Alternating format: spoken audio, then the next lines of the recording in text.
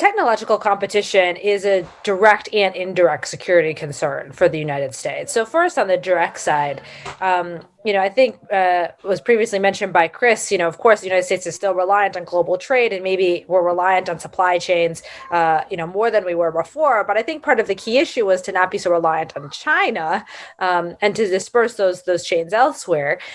When it comes to technology, one of the key issues is if China is using commercial and in that case, civilian relationships to improve the lethality of their military.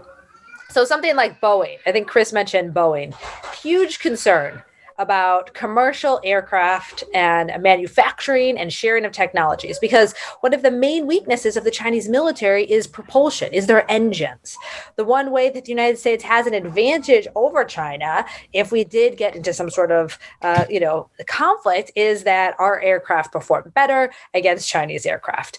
But they are trying, and Xi Jinping has a policy specifically to get technologies from overseas to enhance their military capabilities. And one of the other aspects that is disconcerting and problematic for universities and research institutions is that China does send military personnel to U.S. research facilities to try to get that type of information. So, of course, a lot of these are dual use. They have commercial purposes, but a lot of them also have military uses. And so in this realm, the United States, I think, is trying to control the export of these types of technologies and this know-how to China more so than it has in the past. But it can be very complicated and difficult. And currently there are, like CFIUS, there are certain processes in place to try to assess, for example, Chinese investment in U.S. companies, but it needs to be expanded. And I think the United States is trying to expand it.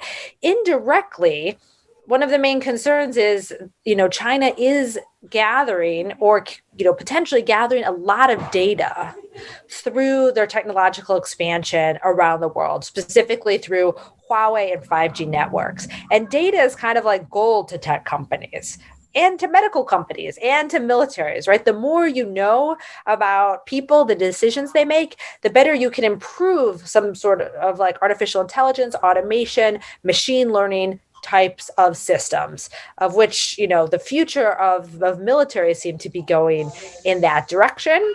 And there's also a coercive aspect.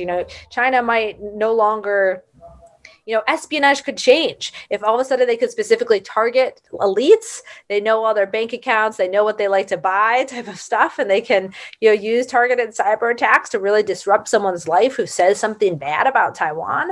That could be, those are sort of more indirect, hypothetical, latent threats that stem from just their dominance over some of these markets, such as 5G.